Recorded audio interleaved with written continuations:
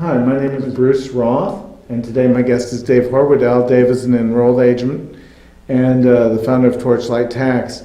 Dave, I've heard of an offer and compromise in dealing with the Internal Revenue Service. Can you explain to our viewers what that is and when they might use it or what the implications are? Yes. An offer and compromise is when you owe the IRS money and they haven't been able to collect it yet, and you offer a lower amount, and they may accept that lower amount. If they do, then you pay that lower amount and you're good to go. And how would one go about determining if they're likely to accept that?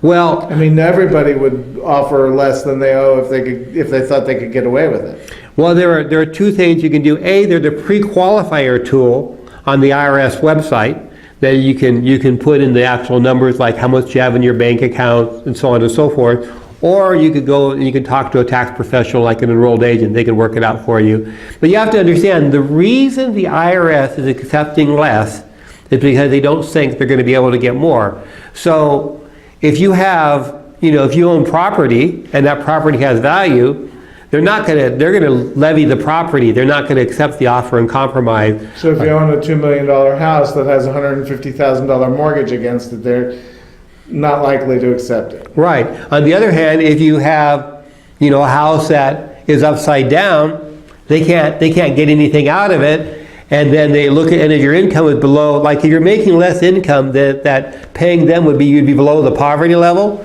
They don't go after you. For example, in Las Vegas, I think it's about $30,000 you can make before they would consider that they could take money from you. So if let's just say I or one of your viewers felt that they were in a position to want an offer and compromise with the IRS, is it something, you know me, I'm a smart guy, I could figure things out. Is it the kind of thing I could handle myself, or would I need representation to get that done correctly? You might be able to handle it yourself, but you'd have to be very, very careful.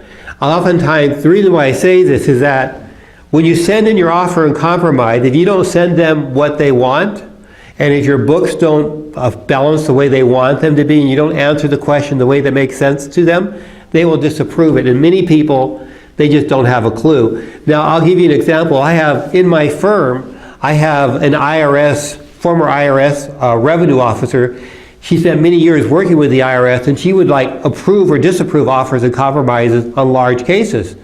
And I went to her with a case of somebody who was trying to get maybe about $60,000 in an offer and compromise, and he was going to offer $3,000. Wow. Because the guy, this guy... Big savings if you could get it. And the reason why he was offering such a low figure is that for several years he's basically made virtually no income. He's at the poverty level. He's just living off, he's living because he has friends and stuff, Doesn't have any savings left. There's no savings they can take. There's literally no money there. So the IRS doesn't have any chance of collecting from him.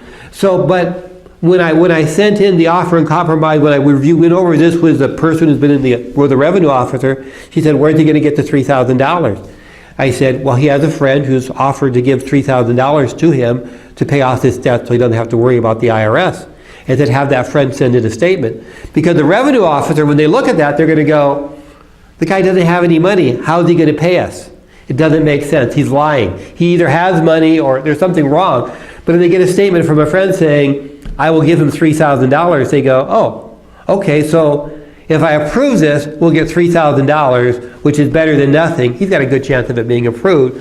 But like that added little data. Without knowing that, if I had sent it in without a letter from the guy that was going to give me the $3,000, I'd likely be turned down. Yeah, so you're welcome to go it on your own, but if it's a significant sum of money, like we're talking thousands of dollars, that's a lot of money. That's significant. I would have a professional review it who is very much an expert in IRS representation. Great, thank you. Okay. And thank you for watching.